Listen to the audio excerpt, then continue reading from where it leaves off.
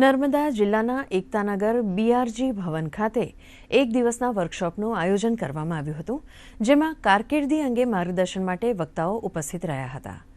રાજ્યની નવી શિક્ષણ નીતિ દ્વારા ગુજરાતના ખૂણે ખૂણે વોકેશનલ ગાઇડન્સ સેન્ટર ચાલુ કરવામાં આવ્યા છે. ગુજરાતમાં પ્રાથમિક શાળાઓમાં પણ વોકેશનલ ટ્રેનર્સ મૂકવામાં આવ્યા છે, જેના થકી પ્રાથમિક શાળાના બાળકોનું પણ કાઉન્સેલિંગ કરવામાં આવે છે.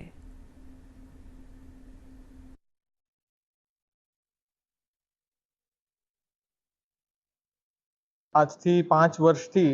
કરિયર કાઉન્સેલિંગ કારકિર્દી માર્ગદર્શન જે છે એના વિશે કામ કરી રહ્યા છે. અમારી કંપની જે છે 2019થી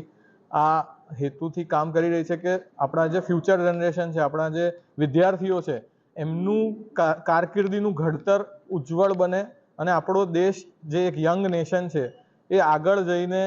એક સારા પ્રોડક્ટિવ નેશન તરીકે આગળ આવે અને દરેક વિદ્યાર્થી પોતાને મનગમતું અને પોતે જેમાં